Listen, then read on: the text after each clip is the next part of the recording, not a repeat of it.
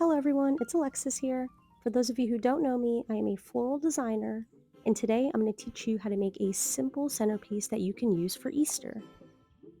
So today I'm going to be using chicken wire to hold all my flowers together. This is going to be like the base of my bouquet. And I'm using chicken wire over floral foam because floral foam is really toxic to you, the environment. When it's in dry form, it's really not safe to breathe in. So any chance that I get to not use floral foam, I just opt not to use it. So I've actually used two separate pieces of chicken wire here. The first ball of chicken wire I put into the vase. That's just going to help keep all our flowers from moving around. And the second layer of chicken wire I put over top of the vase, kind of like a dome. And I'm just using two pieces of tape to hold all that together. So once you have a good base of chicken wire ready to go, now you're going to start adding in your greenery. So your greenery is going to help keep all of your flowers from moving around in addition to the chicken wire. The greenery is also going to help hide all of the chicken wire. You really don't want to see any of your mechanics. I am greening up the perimeter of my vase first, and I'm always inserting all of my stems on an X angle, like on a diagonal. This is just going to help keep all of your flower stems from sticking straight up and down into the vase. You want everything to kind of like flow out on either side. Now, a question I get asked a lot is, how tall are you supposed to make your greenery, your flowers, etc.? You want your flowers and your greens to come up to at least 1 to 2 times the height of the vase. Anything bigger than that is going to look unproportional. Today I'm going to be making a garden style arrangement. This is an arrangement that you would typically see on like Pinterest or Instagram, something that's a little bit more free flowing and loose. So to help achieve this garden style look, I'm using two different types of greenery today. I'm also working with some baby blue eucalyptus. The more texture, the better. So now we're going to start adding in our flowers. Yay, the fun part! So I'm going to start by adding my focal flowers first. And my focal flowers today are going to be these beautiful roses that you see. I'm going to be inserting these roses closer to the lip of the vase and also towards the center of my arrangement. I want all of my focal flowers and my eye to just kind of draw to that center point of my arrangement, so that is why I am clustering my roses towards the center. Now, as you design, it's important you rotate your vase and work on all sides of your arrangement. So whatever I do to one side of my arrangement, I'm just going to mirror and copy that and do that to the other side of my design.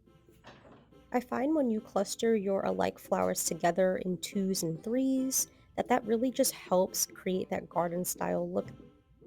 So now I'm going to start to accentuate the shape of my design and start adding in my line flowers. My line flowers are good for helping to create the shape. For my arrangement today, I'm going for like an asymmetrical look. So I'm kind of looking for one side of my arrangement to be higher than the other. I find that with a lot of the garden style arrangements you see on Pinterest and Instagram, they tend to have one side be a little bit taller than the other, creating that asymmetrical look. As you're inserting your flowers, you also want to keep in mind your 3 triangle points. These points are going to help keep you and your flowers in line, and it's going to make sure that you're not clustering everything in one spot. You can clearly see the 3 triangle points with the roses. I've got 1, 2, 3 roses in the front, all on different heights and levels, creating good depth and dimension, which is key to making any good garden style arrangement. If you like this video, make sure to give it a like, comment, and subscribe to my channel for more videos like this. I post daily flower content here on my channel all the time, and I also recommend to check out my Florist Academy here on YouTube, where I post step-by-step daily tutorials on how to make beautiful flower arrangements. These videos are geared towards beginners.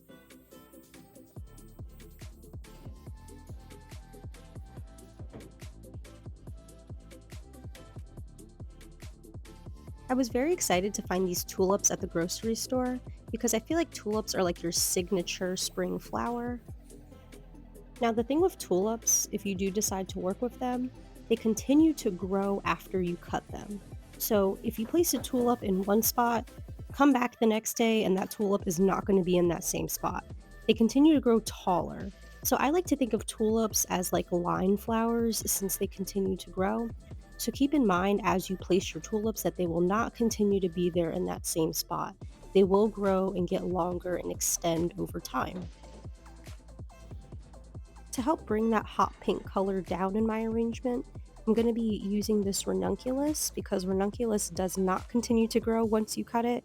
So I'm going to just be adding in the ranunculus just a little bit closer to the base of my arrangement since I know this won't move over time.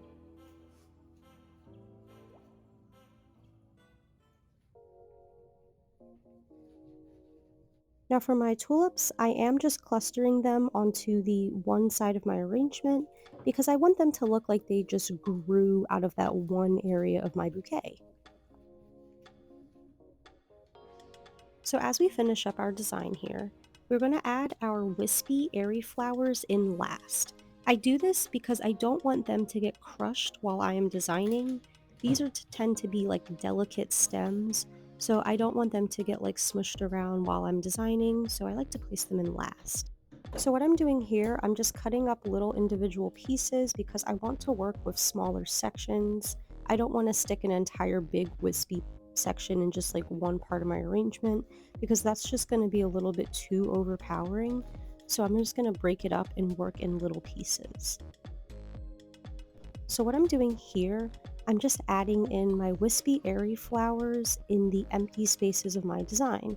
So wherever my eye stops, that's where I'm going to be adding in a filler flower.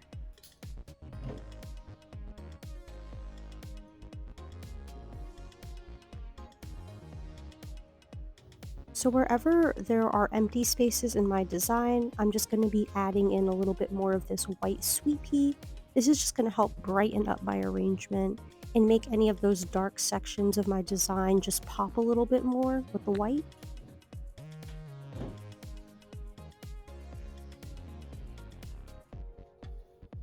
Little pro tip, make sure you clean throughout your design process so that way you don't have a big mess to clean up at the end. Alright guys, and here you have it. A simple pastel Easter design that you can use for your centerpiece on your table. I hope you guys enjoyed arranging this with me today. Don't forget to like, comment, and subscribe. Follow me on Instagram at flowersbyalexis, and I will see you all soon with another video. Bye!